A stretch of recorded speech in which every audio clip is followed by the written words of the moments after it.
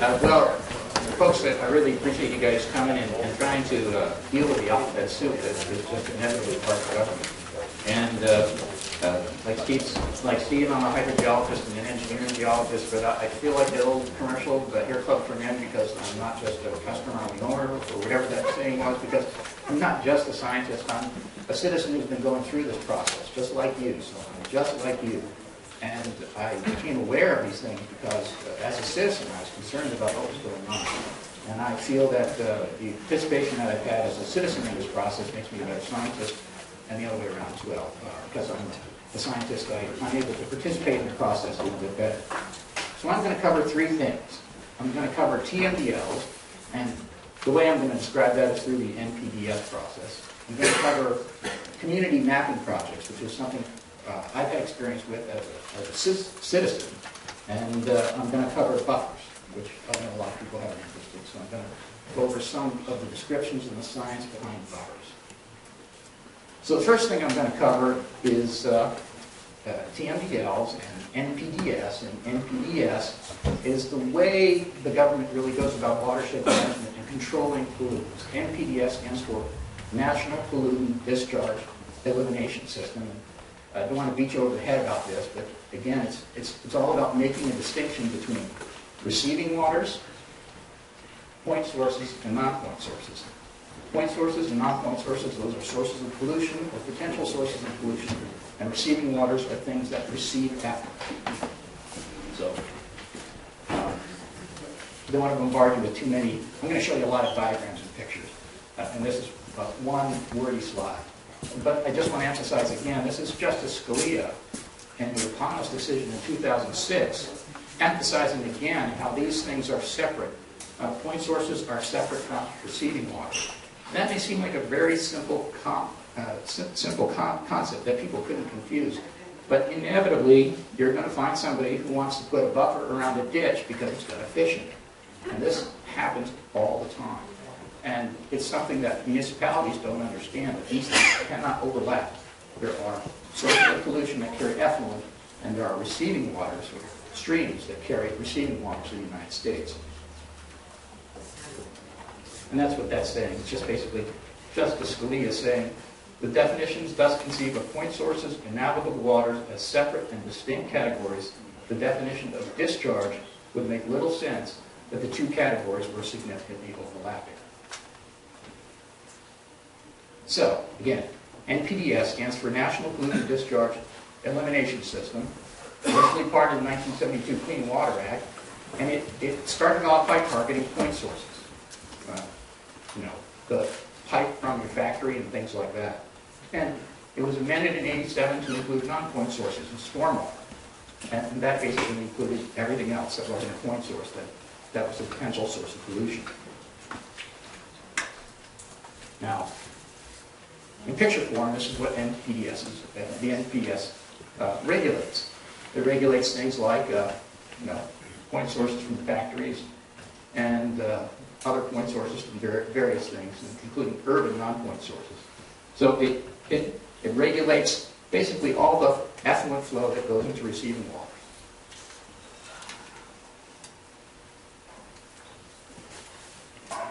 And in 1987, when it was amended, the way it started regulating stormwater and non-point sources was in two phases.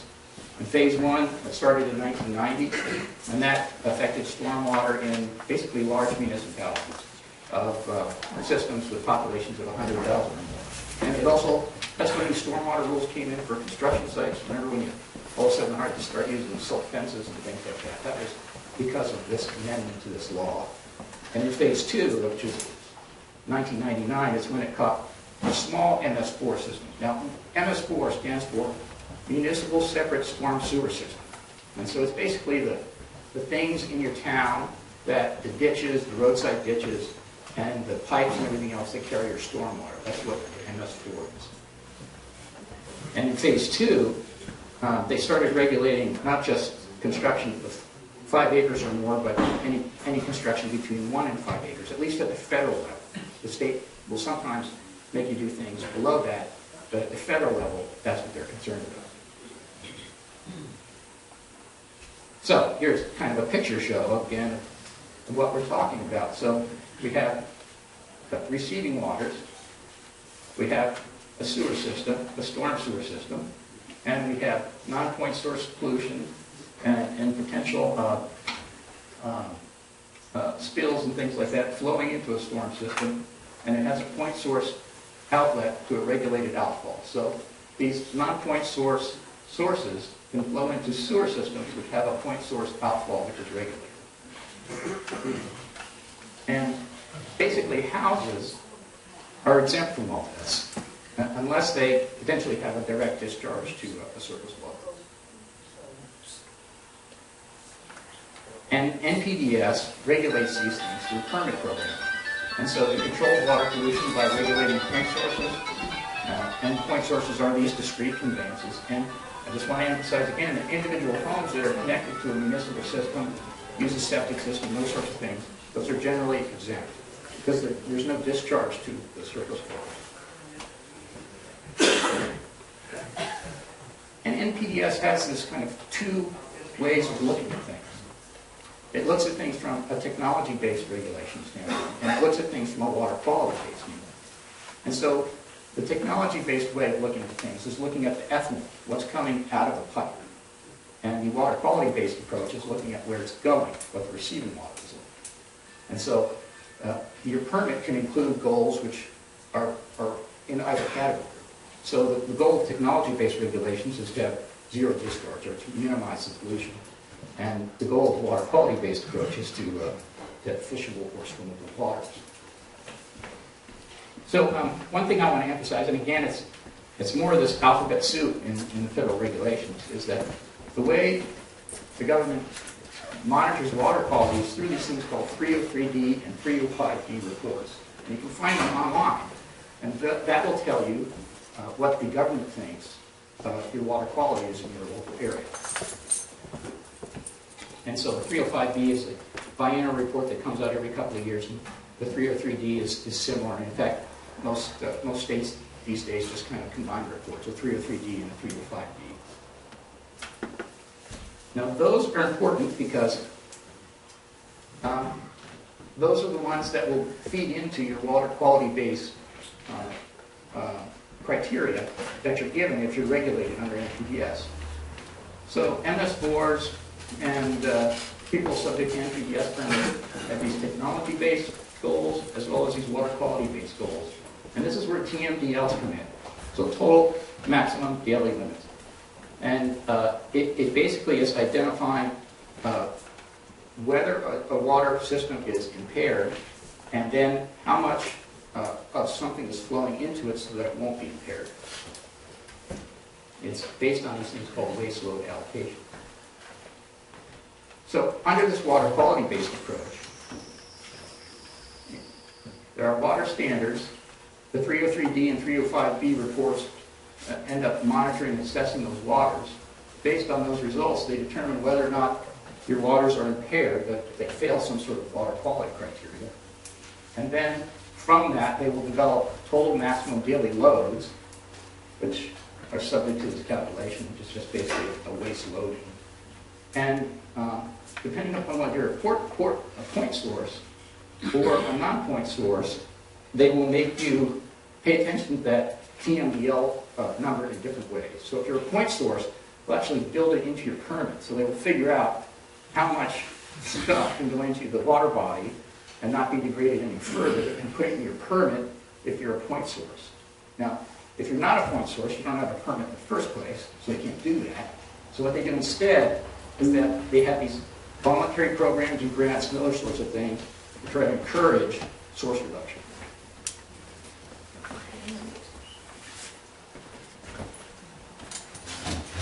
So through these water quality standards, that's how the government really approaches watershed management. And that's what the NPDES program really is doing in the end. It's managing the watershed and the quality of the water in the watershed. And a watershed management program or a water quality standard consists of these things. It consists of designating the use of the water body, is it for recreation or what have you, what the water quality criteria are for that water body, something called an anti-degradation policy, policy. And then other policies for addressing implementation issues and things like that. Now, what does that mean to you? Well, Oreille River is impaired according to the 303D and 305D reports. And you can go online and look and see other water bodies that might be impaired in your county. But at least for the Oreille River, through these 303D and 305B reports, the EPA and Ecology have determined that you've got a problem with temperature and dissolved gases, total dissolved gases in the Oreille River.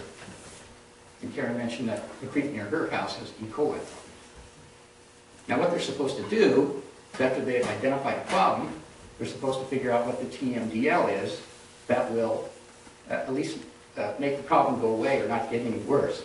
And so you'll see that when they list a problem like temperature, they'll identify whether or not the TMDL is already existing or whether one is needed.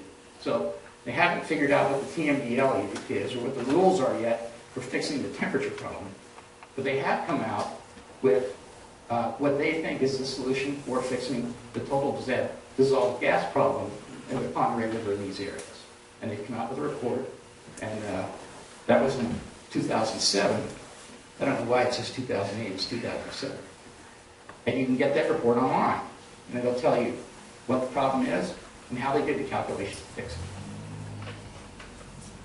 So this is a TDG, Total Dissolved Gas, TMDL report in 2007. You can get this online, and they'll tell you what's causing the problem and how to fix it. And that gets, once they've done that, once they've figured out what the TMDL is, that's what gets fed back into the permit limits associated with people who are point sources. And then that also generates policies and other sorts of things for people who aren't point sources, but who are somehow contributing to non-point source pollution. Yeah? Priest River has determined, the Watershed Advisory Group up there has determined that the TMDL is going to require 120% of shade. So we're trying to figure out now how to turn out the sun. Yeah, exactly. Well, quite honestly, I asked Steve this too. Yeah, that's great. You know, I have never encountered a situation before where I've seen water quality impairment because of too much dissolved gas, too much oxygen, and Steve alluded to this before. That's very surprising to me. I've never seen that. I mean, usually it's because you've got some, chemical constituent in it. I've never seen it, and I've seen temperature before, but I've never seen too much total dissolved gas. Yes? Could you tell me what the dissolved gases are? It's just too much air. They don't really define it, but in effect, it's too much oxygen. What they claim is that in the coming out of the dams, that the fish are dying from something called hyperbolic. Yeah, so. But they turn around and go back instead. Yeah. They know not to turn into those. So that's basically what TMDLs are. And should TMDLs affect homeowners? No, they really shouldn't, because TMDLs are supposed to affect especially permit holders for point sources. That's really where these numerical limits get built in. And if you are a non-point source polluter, then you get addressed some other way through some sort of policy or grant or something else. So they shouldn't be affecting the homeowner, because homeowners shouldn't be considered as direct dischargers to these water bodies. Now there's a way to go and look up these things and find out more about what bodies might be impaired in Oreille County. And that's what these are here. They may not be showing up very well. You can go to EPA, just Google EPA and EnviroMapper, and you'll get a website which will identify all the impaired bodies and what the information is about. And you can do the same thing with Ecology, 303D reports, and Ecology. So those are TMDLs. Any questions about that? Karen? Anything? Okay. Well, I have one note. When you look at the modeling they've done for a temperature violation, and this was done on the Colorado National Forest, the model was 30% accurate before they put the data in. Yeah. The data doesn't get better when it comes out of an inaccurate model. Yeah. So that means it's 70% wrong before they put the numbers in. It only got worse. you raise a really good point. I'm going to bring this up in my discussion about buffers. When you actually dig into the data about this stuff, and especially whenever you hear the word model, I think you should be skeptical because if you want to scare the hell out of a groundwater modeler, ask him if he's ever calibrated his groundwater model. That means has he ever checked to see whether his model corresponds to real data? And that's actually called the inverse problem. You run the forward model to see what your model predicts, and then you run the inverse problem to see if what your model predicted actually corresponds to reality. And that hardly ever happens. It hardly ever happens well. And so that's a fundamental issue associated with a lot of the science associated with all this stuff, is that modeling data is bad, or some of the statistical regressions that they've had have extremely low correlations, and they draw huge conclusions over extremely small correlations. Again, so this is the system.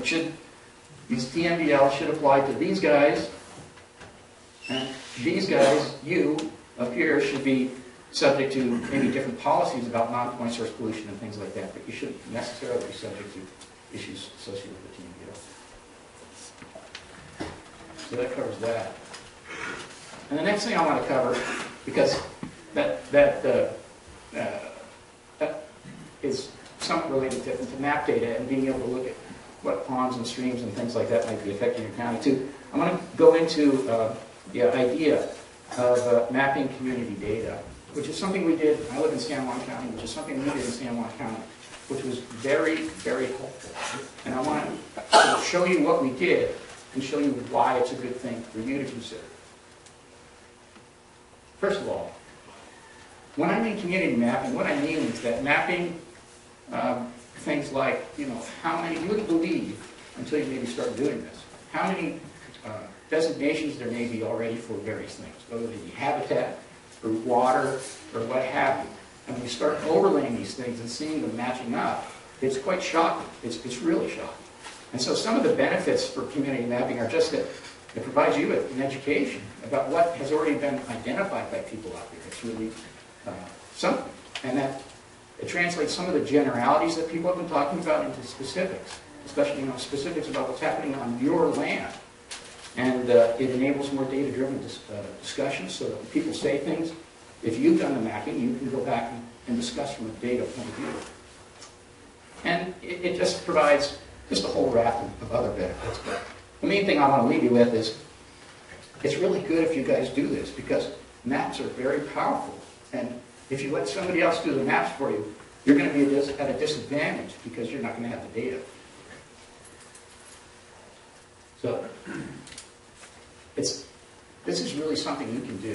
In the old days, there was one GIS company, ESRI. They charged thousands of dollars to do GIS maps, geographical information systems. But now there's a lot of great open software out there, open source software, where you can do this. And QGIS is one, OpenGeo is another, UDEED is another. A fellow who worked with me in San Juan County has kind of taken it and with another nonprofit expanded it into a way for communities to start to get a hold of the information in our community. He's called it Civic Navigator. Excuse me. And you can look at his work at this website called navigatingourfuture.org. And it's actually a really great way of collecting data. I'll give you an example of that a little bit later. But what I want to do is just first go through some of the things we did in San Juan County. And this was associated with the CAOs. So, CAO means critical areas ordinance. yeah. So this is San Juan County. It's in the far northwest part of the state. And, yeah, did I see a question? Could you bounce that back one? I'm trying to write down Yeah. the websites and I missed the last one. Not a problem.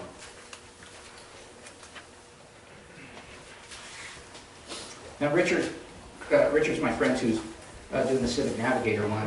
What he's done is he's combined that not just with maps, but with other ways to accumulate data from the county, and it's really slick. It's really good. So, okay, so I'll go over the maps that we did in San Juan County as an example of the kinds of things, realizations that you get from going through mapping, and also to kind of show you how drastic some of these things really are. So this is San Juan County. And it just consists of 172 islands, but really 4 islands where most of the people live: Lopez, Orcas, Shaw, and San Juan. And that's the number of county parcels. We have about 17,000 county parcels. And just like you, we're going through the whole shoreline thing. And the shorelines on San Juan County are a lot easier to identify than they are here. But one of the things that really came as a shock to people in San Juan County is they really never thought of shorelines as being in them. So all this is showing right here is I colored in all the parcels that were on the shoreline. And so that's what this map is showing. So if it's pink because it has a shoreline in it somewhere. So people would look at this map and they would say, well, why is that pink? Why is that pink? And it's because, as you well know, but it was a shock to people in San Juan County that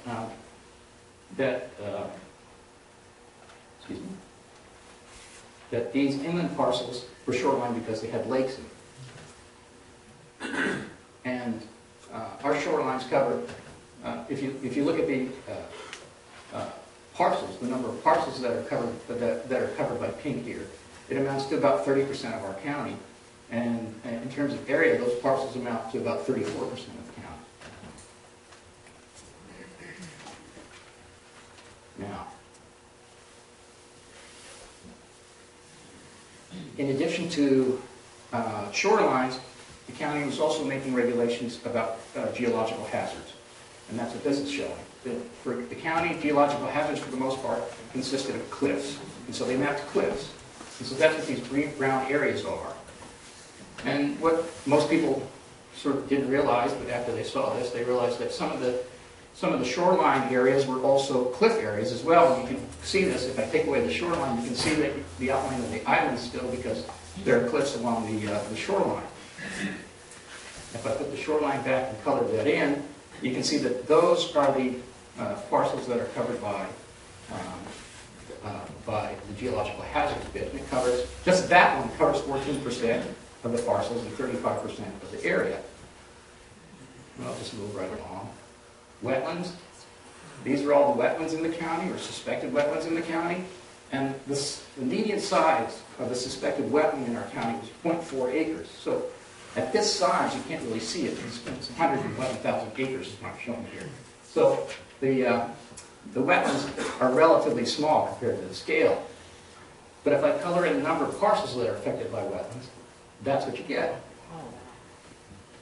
And what I used to tell my neighbors is that if you like wetlands, you'll love streams. Because, well, anyway, first of all, that wetlands cover about 22% of the parcels and 58% of the area. Like I say, if you like wetlands, you love streams. Because, well, that's where we're going, basically. And this is what the quote-unquote scientists had identified as streams in our county. And of course, if you color in all the parcels that are affected by streams, that's the number of parcels affected by streams. Oh, excuse me. And it's, pictures speak volumes. And so if you want to recap, just kind of build it up. Just looking at the areas themselves, not necessarily the pink parcels, but the areas themselves. So this is what they want to regulate for shorelines. These are the geological hazards. These are the wetlands. These are the streams. And then if I color in all the parcels that are affected by all those things, that's what it looks like. And if I take away the original area and just leave the parcel, the pink shows the amount of area they wanted to regulate in San Juan County. And so that covers about 50% of our parcels. We have, despite being a rural county, we have a fair number of small parcels, so it affects 50% of the parcels. But the parcels that are affected amount to 78% of the area. Is that the buffers too? No, thank you. This does not include buffers. This is just the actual area. No buffers associated with it. So, this sort of exercise helped people to understand that they were going to be affected, because it was really hard to explain to people you're going to be affected by this. And they think, I'm not going to be affected. It's the other guy. It's so-and-so. He's got a wetland on his property. No, it's not, man. It's you. You've got a wetland on your property. They think you've got a wetland on your property, and it's going to be you. So this kind of exercise really was very educational for the community, and it actually generated a lot of angst among people who were trying to push this regulation too, because they were claiming that only about 1 or 2% of people in the county were going to be affected. And so this clearly showed that it wasn't going to be that way. So, on to buffers. Now, what I've got here is some pictures of buffers, but I've also got an astrology symbol on the upper left-hand side, because that's pretty much how I feel about buffers. The science behind buffers is about as good as the science behind astrology, at least from what I've read about it, from what I've seen. And I don't think people really understand how much land these buffers eat up. And what I did is just a little exercise. If you have a wetland or if you have a pond and it's roughly round, and you put a buffer around it, then, how much area does that actually take up? So, again, in San Juan County, the median size of our wetlands is 0.4 acres. And just a 31-foot buffer will double that area. And if you take the average size, not the median size, of 2.5 acres, just a 77-foot buffer doubles it. So you take something, you put a relatively small area around it, a relatively small diameter around it, and it's still a pretty big area. Do people remember the R-squared rule from geometry in high school? The diameter of a circle is pi r squared, so it goes up by a square factor when you put something in a circle. And I made up this little chart just to give people an idea about how much land these buffers were actually eating up. And so what this shows is that if you have a wetland or a pond or anything roughly round that you want to put a buffer around, and you have buffers of certain size, then how much does the protected area go up by? So, if you're half an acre, you put a 30-foot buffer on it, it doubles it. You put a 75, it triples it, quadruples it. 5, 6, 7, 8, 9, 10. And just as you were saying, Cornell, there are people in our county who are talking 300-foot buffers. Okay, 300-foot buffers on the median-sized wetland, 0.4, you're well over 10. You're up here by many, many times, orders of magnitude more land in the buffer than in the actual thing.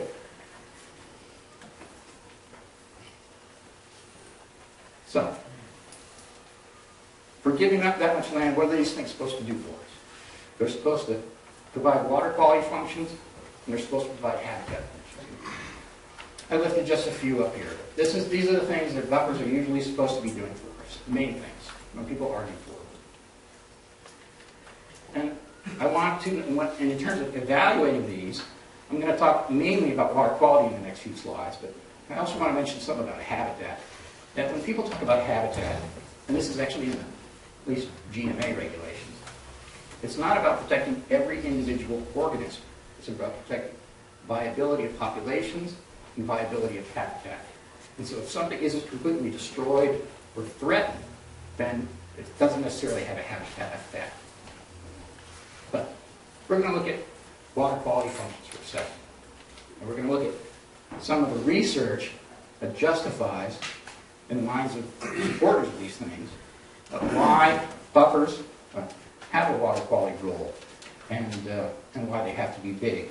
One of the papers, when you talk about buffers, they'll trot out all sorts of papers and they'll talk about buffer science. And there's no such thing. But this is an example of one paper that will come up in some of these discussions. This is a paper written by Tony Meyer in 2007. And he did what's called a meta-analysis, a statistical analysis of other papers, about 60 different buffer studies. Okay? Shouldn't that be a metaphysical analysis? It should be, yeah. That would be more accurate. So this meta-analysis, this is the kind of the main table from this, and this gets really complicated. I understand for folks who don't really know statistics and things like this can get, especially with all the other acronyms and everything you got to deal with, it's kind of hard to wade through. But it's really important that you look at the data, or you get somebody who really knows these things to look at the data, because a lot of times the data doesn't support what they're saying. So this table was used to essentially write the whole article. And they were saying just as you were saying, it's Wes, isn't it? Yes. Yes. Just as you were saying, Wes, they were saying that big buffers and buffer width was a real driver in terms of pollutant removal. And if you look at the data, they have something called an R-squared value of 0.09 associated with buffer width. So to boil that down, what that's basically saying is that buffer width explained only 9% of the variation in the study about pollutant removal. 91% of pollutant removal was due to something else than buffer width. But nevertheless, they always look at buffer width versus pollutant removal, and there's so many other things that could be happening. So, you know, the problems that I've seen with buffer studies are that the data often don't support the conclusions, that there's an over-reliance on statistical methods, or just other kinds of survey methods, which really aren't scientific. They're more like political science, because they're surveying what other jurisdictions do, rather than whether or not the thing that they're trying to do is effective. And they're very width-centric. You know, they think everything is related to width. And as a hydrogeologist who's worked with fate and transport for a long time, I know that there's just many, many things which affect pollutant removal. Things that these people would never think of, like what the pH of the soil is, or what the EH of the soil is, the ORP, the oxidation reduction potential, or what the partition coefficients are for the actual constituent, or its coefficient of solubility. I mean, on and on and on. But they only look at width. So there's no theory or conceptualization on the part of these people about how these things work. Yeah? So for a layperson like myself, I want to protect the river, but I want to also put a house. I mean, what would I do? What kind of things do I look for to know if I have a quality buffer? What actually makes a quality buffer? You know, you really can't talk about buffers or fate and transport or protecting something without first looking at what your potential sources are. So, you know, as an example, in the Meyer study, they were looking at nitrates. If you really want to protect something from nitrates, you know, a 100-foot buffer of alders would pump nitrogen into the ground is not going to be very effective. In fact, that's very interesting. In some of the studies that Meyer analyzed, the nitrates went up after going through the buffer. And that's because there are natural sources of these things. You know, there's animal poop and stuff like that. I mean, if you really want to get rid of nitrates, you just have a 10-foot buffer of oaks. You know, something that takes nitrogen out of the ground. So, I guess one of the conclusions that I've come to is that, for the most part, unless you're talking about a specific source that you have to remedy, buffers are, for the most part, policy decisions. There's really, if you don't know what you're curing, then you don't know what to design it for. And that's the issue. But isn't it, part of this Shoreline Master Plan update, Department of Ecology, aren't they supposed to identify what we're trying, specifically those kinds of things that we're trying to protect the river from? Oh, I absolutely believe they should be, but they don't. They really don't. But I think it actually calls for that. So that would be a way to say, look, before you decide to do this, what exactly are you trying to keep out of the river or protect? I think it's a great question. I really do think you should ask them about that. Now, that's where maybe the TMDL studies and the 303D and 305B studies come in, because you'll find that they really don't want to identify a list of constituents that they want to address. It's very hard for them to do, because they want to include everything. They'll talk about everything's so soluble and everything's so toxic. Okay, well, name 3. You know, give me some. And then they should be able to evaluate it, and that's the basis on which you should design your buffer if you want to do it scientifically. So, and if there's a word that I want to introduce that people go away with, I want you to learn the words fate and transport. Fate and transport is a well-developed science in hydrogeology, and it's all about how pollutants move through the environment and how they degrade, you know, how they change. And there's a complete ignorance on the part of the people who do buffer studies about fate and transport dynamics, which is kind of amazing, because fate and transport dynamics have been part of this profession as long as Superfund has been around, because it's mainly used in Superfund sites. We have to prove to the government that we're cleaning up these sites. And the way we prove to these people that we're cleaning up these sites is through fate and transport arguments and analysis. And yet, when they're trying to show something needs to be cleaned up, they completely ignore it. So Fake transport is all about risk. Fake transport is about identifying what the ecological risk is and the human health risk is, and you come up with some risk management scheme based on a quantitative analysis of the constituents there and the conditions on the property in order to keep something below a risk level that you want. And it starts with a conceptual model, knowing what something's actually doing. You develop a hypothesis. So, in a wetland, you identify who the receptors are, people who fish, wildlife that may eat certain things, and you describe some of the dynamics between soil and groundwater and pore water and surface water. You have some sort of conceptualization of how the systems work. And then, based upon that, you maybe elaborate that a little bit more and talk about, get more specific about how things are moving around, and you identify a list of potential constituents of concern. You'll see these things called COPCs or COPECs in these fake transport studies, which are constituents of potential concern. And so they identify a list of things they're going to try to design a solution for. And then after you do that, you relate your conceptual model to an exposure model, which says that,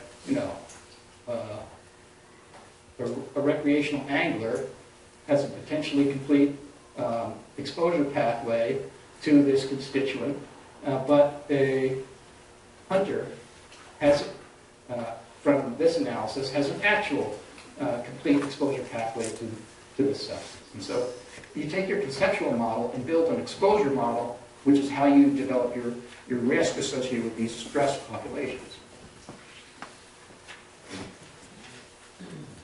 And this is not like pie in the sky, crazy talk about how things should be done. This happens every day, every single day, in another part of the environmental field. Like I say, this is how we do this work all the time in the Superfund program. We do ecological risk assessments and human health risk assessments, and it's all based with problem formulation, analysis, risk characterization, and then a discussion with people about those risks and how to manage them. We didn't invent this. No, we didn't. Like I said, we've been forced to do this to show that things are clean. And so that's where it brings me back to my theory about buffer astrology. This is from Wikipedia. And it's what they describe, it's one of their sections on astrology, and it basically says, contemporary science considers astrology a pseudoscience, and criticisms include the fact that astrology is conjectural and supplies no hypothesis. I mean, these buffer guys don't supply any hypothesis. They just statistically evaluate them. And skeptics say that the practice of astrology allows them to avoid making verifiable predictions. Yeah, that's true. And gives them the ability to attach significance to arbitrary and unrelated events in a way that suits their purposes. Good. And on that note, I'm done.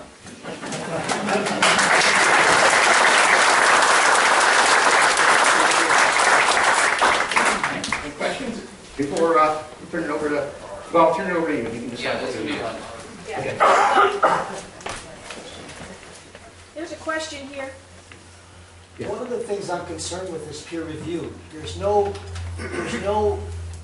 proper procedure for genuine peer review. For example, the caribou study, which is done by the U.S. Fish and Wildlife Service, is going to be peer reviewed by the U.S. Forest Service. Yeah, I agree with you. I peer review my wife's cooking all the time, but it just seems improper, and it's always good. It just seems improper to me that seems nepotism at the very best. Yeah, I think the peer review problems are many. There's the situations where, like you described, where people even try to pass off other reviewers within their own organization as peer reviewers, and then maybe other like-minded people in different organizations. But the point is to get people who aren't part of your clique. I mean, it should be a blind review, and you need to send it out to somebody who is not in your clique. I mean, if they ever sent any of these buffer studies to people who are involved in fate and transport, they would get blown out of the water. They would just say, what the heck are you talking about? But it never goes to that community because they're not part of that community.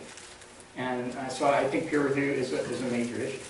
Just saying, I was just going to say, there is a bill that's going to be coming out again this year that will reinforce peer review requirements for science. Is that a state bill? It will be state bill, it will be an RCW, and if anybody wants information on it, let me know, and I'll get it. The information is being sponsored again. Is You that don't- what? Shelley Shores for sponsoring it? Well, I'm not sure which one. It's either Dave Taylor or Shelley Short, or one of those. But Norm McLeod knows all about it. He's been the She'll be big here today too. But, you might ask her about that, but there's a bill that's coming up, and it specifically will force them to use a specific peer review process.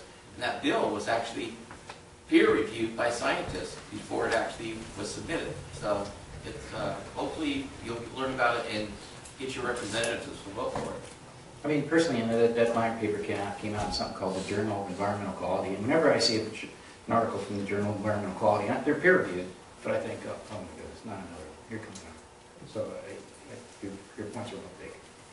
Should one of these buffers be implemented, and is there a way of taking it to not to a peer review group, but to a phase and transport group? Well, I really wish that would happen. Yeah, no, I mean a person. Take it to them, say, look, take a look at this, see what you think. Get a written rebuttal, and take it and stuff it up their nose. I think you could. And the freight transport person will look at, the very first thing the freight transport person will look at is say, okay, what's the source and what are the stressors? And if you can't even identify a source, they're just going to say, well, I can't do anything for it. I mean, you don't even get past go if you can't even identify the potential things you're addressing. I think that's a great idea. That's what I would advocate, is that more and more freight transport people are knowledgeable of this stuff, become knowledgeable of buffers so that we can begin to get a real science dialogue going about this stuff and not just have people talking in the echo chamber. One of the other things that Ed and I have talked about, and is basically, we're talking about pollutants to water, to receiving water. And there's already established protocols in the Stormwater Management Manual for Eastern Washington. And in theory, you should be able to implement the BMPs in the best management practice, ACARP, AKARP practices in that manual in lieu of a buffer for handling that stormwater, because that's what those are designed for. They are designed to handle polluted stormwater, point source stormwater, before it gets into receiving water. So in theory, you could put in an infiltration pump, or you could put in a bioswim, or anything else like that of that nature in lieu of a buffer. They're looking at water quality. So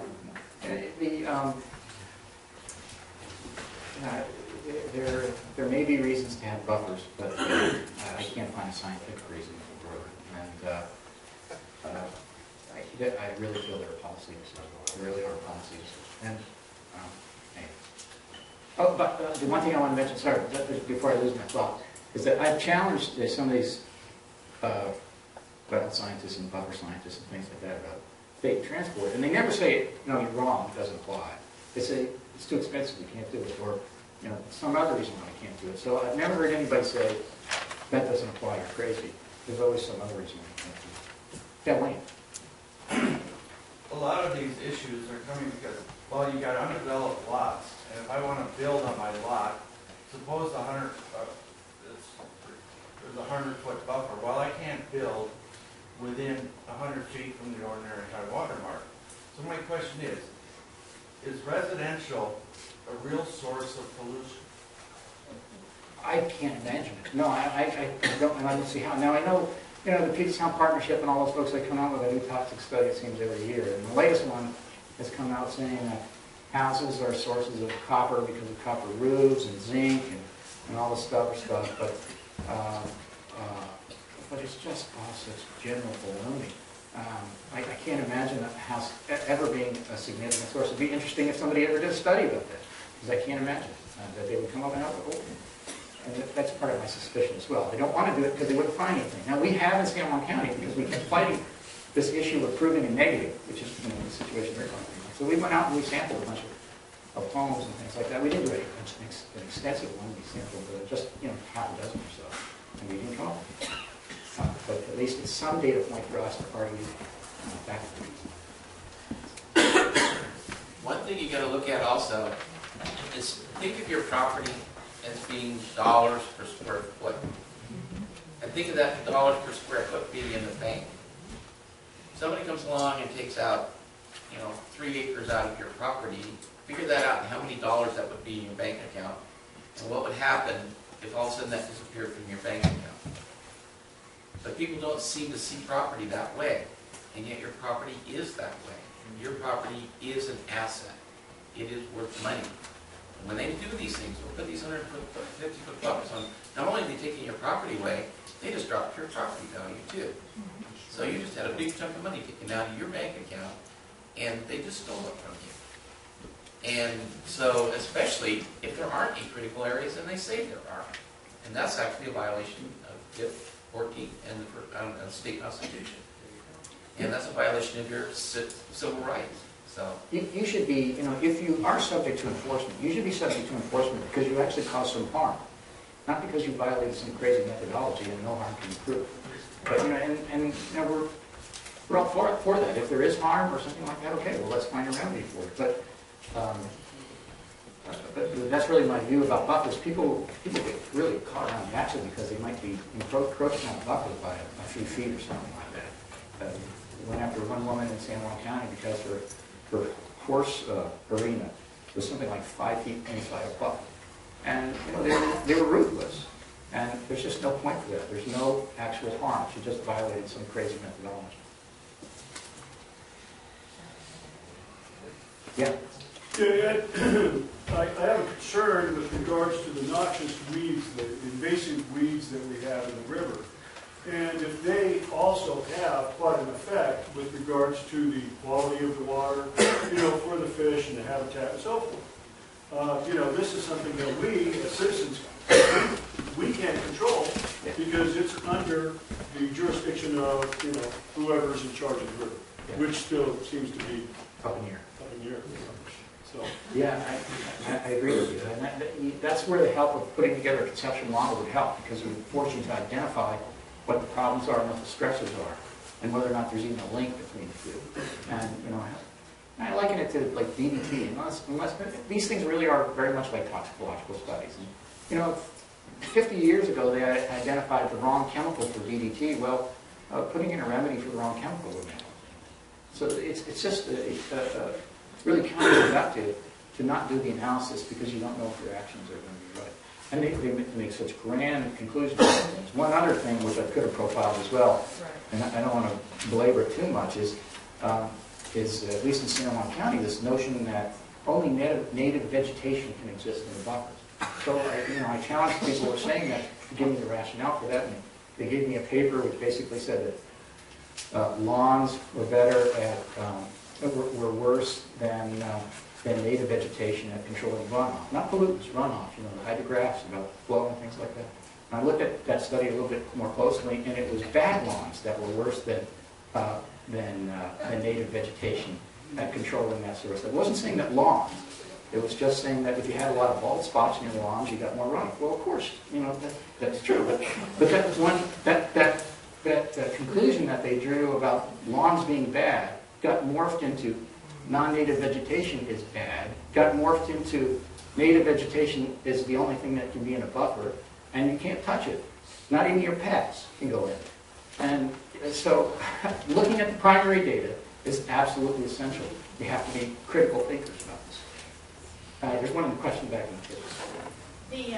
In the town of Bayonne, a few years back, I was water sewer commissioner for the town, and DOE came in and told me that my lagoon was leaching into the river.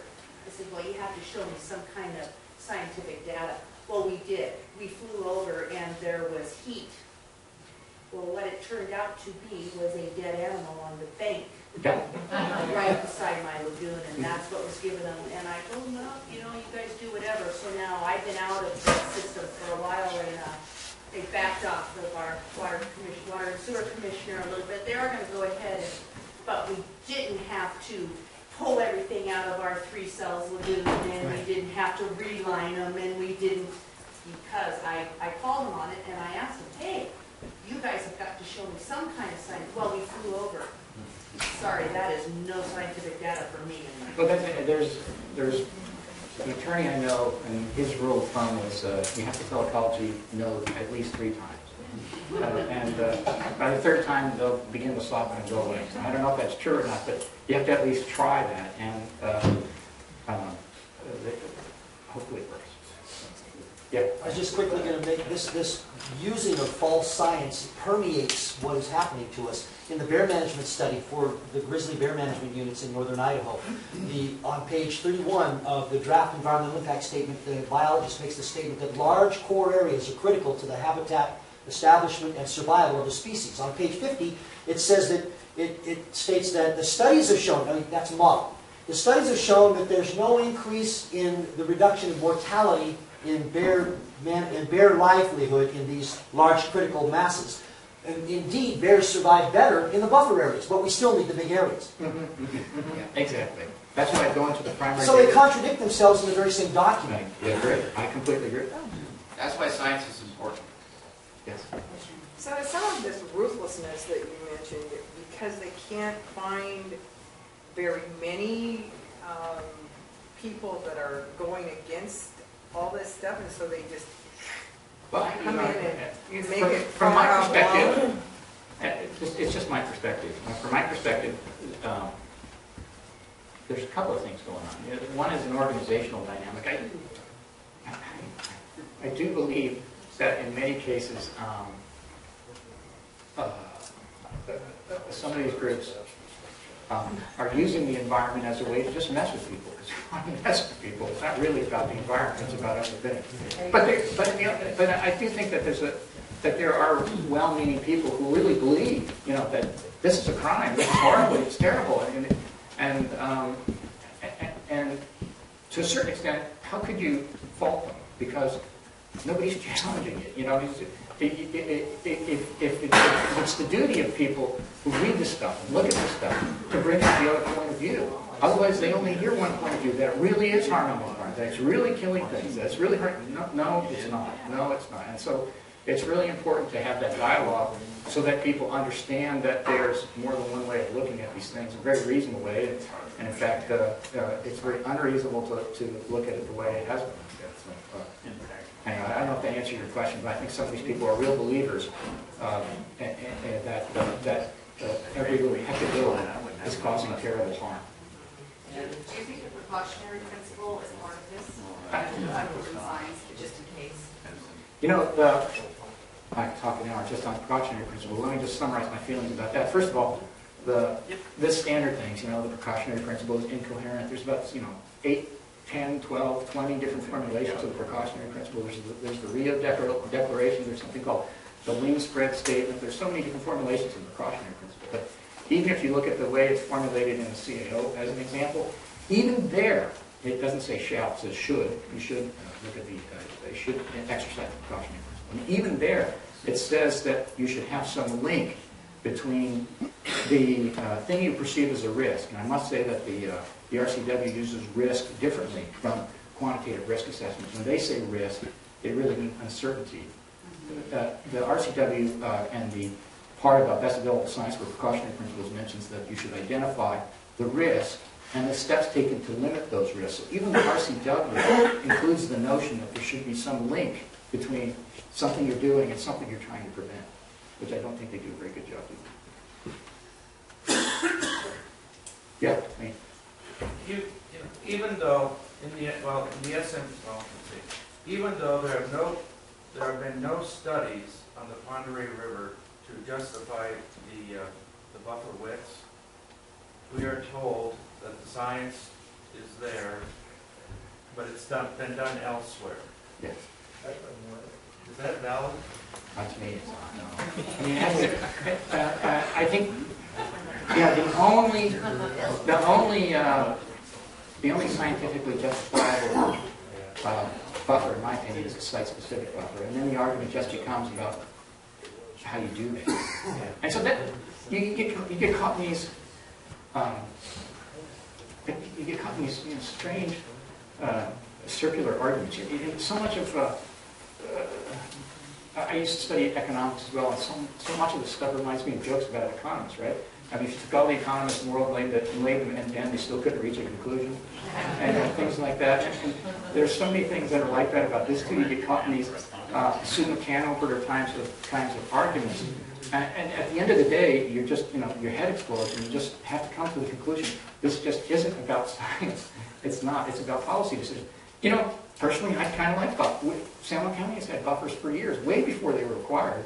We just put them in because we liked them, because they were aesthetically nice. We wanted some shielding from the shoreline and things like that. We just don't want 1,000-foot buffers or 300-foot buffers. We feel the buffers we put in voluntarily ages ago are just fine. But boy, you would suggest that to people who really believe in the science of this, and they're just, they just don't believe it. But anyway, it's not that we're against buffers. It's just that we just don't think they're sacrosanct. Yeah. In making the statement that one size does not fit all, they try to do these studies such as in other areas and then try to enforce that on someone in a different area without taking into the effects of, say, like the way the water travels on the river, or where you are on the curve and how the wind, erodes your edge of your water and etc. Upriver, it's not the same scenario.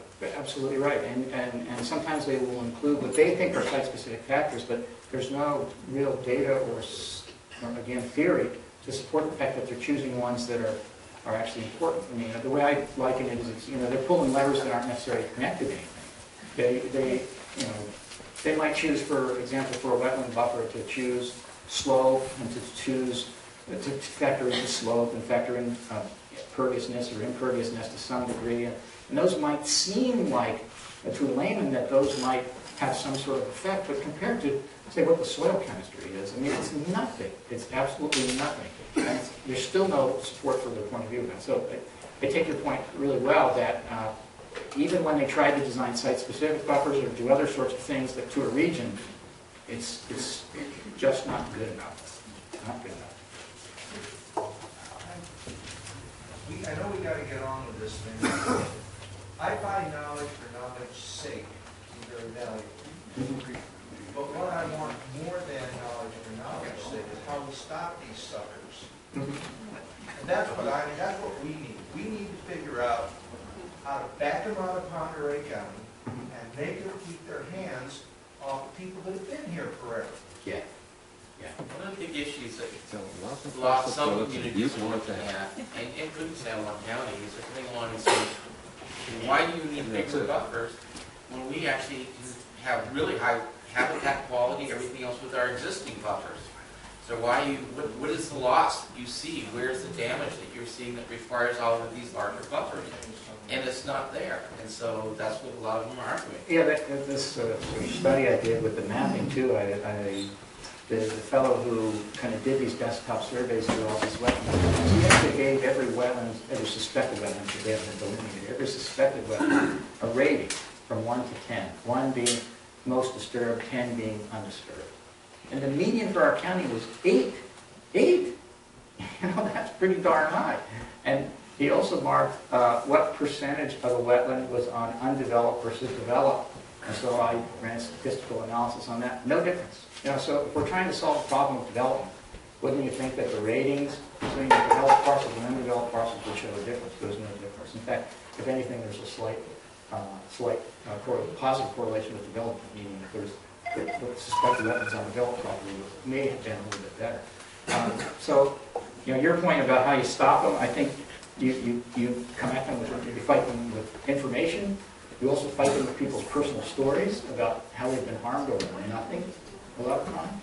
And you also ruthlessly pursue public records requests to find out how they're operating and get information from them about who they're talking to. There's one other big way you can do it.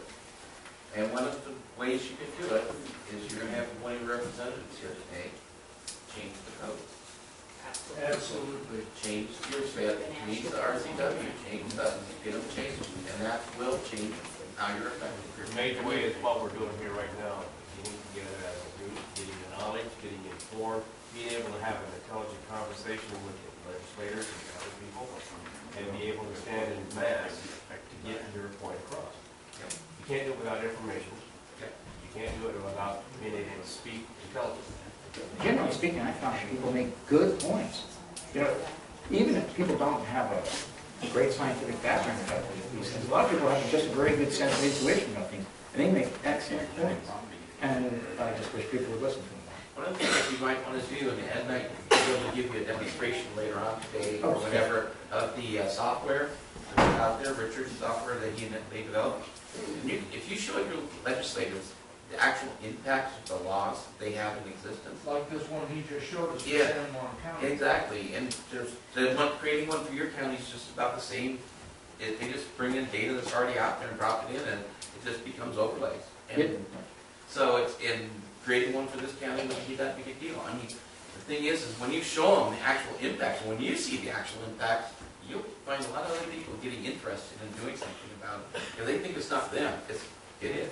Yeah, when you start analyzing how many jurisdictions you're subject to, or how many overlay districts you're potentially subject to, it's shocking. It's shocking. Yeah. Yeah, just a point of information. The county Community Development Department has been doing overlay mapping and high-speed, very high definition photography of the entire county. And all of that stuff is going to be going online shortly. And that's an excellent source for, they did it for different reasons, but with that and the mapping that has been done in the county of wetland areas, supposed designated, I'm not saying they're really wetlands, but they're big designated wetlands. If we collect all of that information that the county has been amassing, we could do something like this. That's exactly it. If you take that information and you integrate it in a way that's meaningful to your perspective, then that's exactly it. Because we could take the electronic files where they're electronic, we could take the printout files that are PDF type documents, we can have those scanned and digitized, size them and overlay them. And if we do that, a large amount of the work that's necessary to do what was being shown earlier today, we could do that. It wouldn't be perfect, but it's a start, and it'll definitely show you a large area of this county is covered, one way or another. That's right. And the idea that my friend Richard has built in the Civic Navigator, he's trying to build that concept in with crowdsourcing. I don't know if people know what crowdsourcing is, but that's where ordinary folks write in information about things. And so you become a data source. Things that you know get compiled on the website and become part of the data set about things. I'm sorry, there's a question. Yeah, and I noticed that you use the QGIS for some of yours. Is that a reasonably user-friendly? I love it. It's my favorite one. It's my favorite open source GIS software. My friend Richard likes OpenGeo. OpenGeo is great as well. But from my perspective, I love QGIS. It's great. Easy to use. Just talking about the overlays, we found in our county that they can be as much as 60 to 100 feet off. Yes. And so, and most people don't realize it, but when the Army Corps of Engineers designated wetlands, what they did was a flyover. Yeah, exactly. And then it's your responsibility to hire $4,000 to $6,000 a time a delineator to come in and prove that you don't have a wetland. Who often won't. Who often won't. And then secondly, what we're doing here is we're no longer waiting until it's our neighbor. And I'm so glad to see this. We've got to quit waiting until it's us. Yeah. We need to object when it's our neighbor or somebody across the county. Well, and I hope he's going to show you that everybody is us. Because we're all everybody's the other guy. You're the other guy. Everybody's included. It's a recession until you lose your job. Yeah. Just so you know, as far as we know, the only company of our kind is Impaired. And we're the only ones who do these type of things and are developing the science we're developing. And Steve is so right. Steve is so right. I mean, so many of, at least these wetland issues, are drainage problems caused by stormwater. It was really great to hear Justice Alito in the Sackett case essentially characterize the Sackett situation as a drainage problem that got out of control. And anyway, that's basically so much of the misinterpretation. Okay.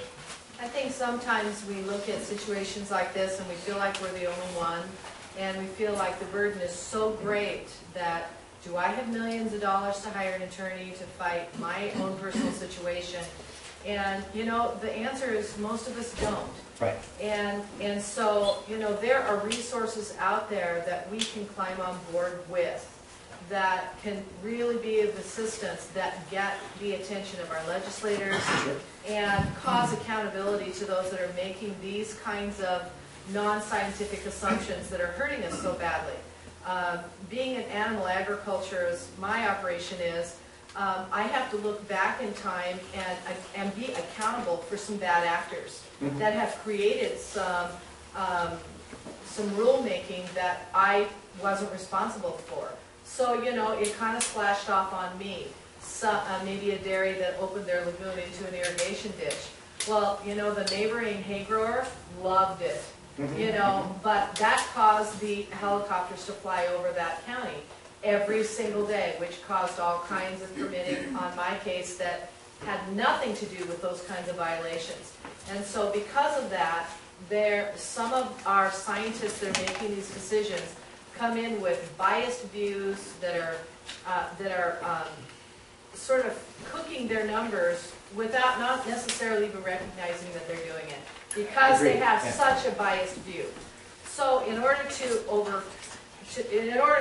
get some help with that, you know, we had to look at some situations of who can help us.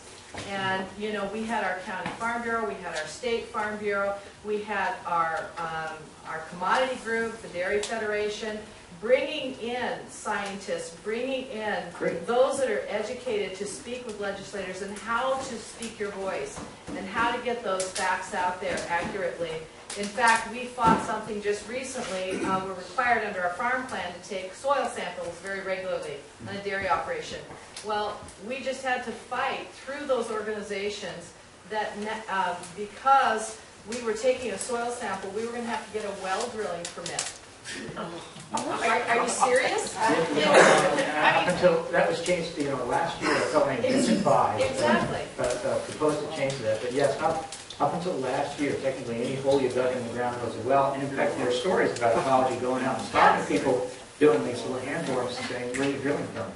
So fortunately, that's changed now. Exactly, but you know, it can be as something as silly as that. But we were able to. I can tell you, I don't know very many dairymen that could just leave their farm site because it's a morning and night, 7-day-a-week job, and go to Olympia and fight their cause, or go to their local courthouse and fight their cause.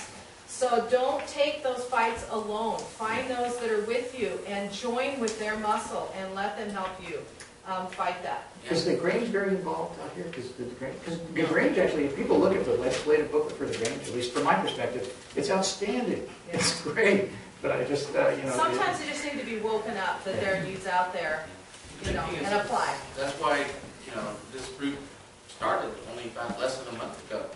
And that's because they knew that they needed to organize and get a group together. But also, this group is just a small part of a big organization, a national organization that has a lot of people in it. So it's not just you.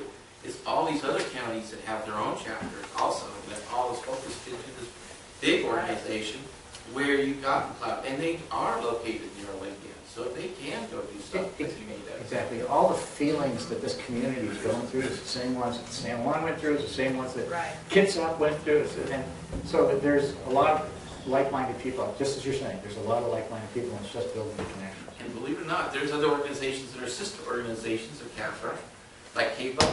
Right now, CAPO has a case going, that they're going before the United States Supreme Court regarding buffers. So, I mean, and that's like the sister organization update. So it's not like we all work together, and so the more people you get in this organization that you're creating, the more power you have, and the more influence you have. And plus you get more financial resources tied together to a large organization that you can have it directed to what's needed. And that's what CAPO's doing. I mean, here's little Kitsap County having submitted it's sort of like well, Paul knows about it, but anyway, it gives the help write it. But anyway, it's a document going to the Supreme Court, and apparently the Supreme Court has asked for an answer of some sort. And so it has to do with buffers. And even though it's for growth management, it doesn't make any difference because the critical areas in both are the same. Both have buffers, everything else. It's sort of the same thing with the EPA going in the Sackett case. Just because it's the EPA doesn't mean it won't affect the Corps also, depending on how they make their decision. All right. Time to eat? Yeah, it's getting to be lunchtime, and thank you very much.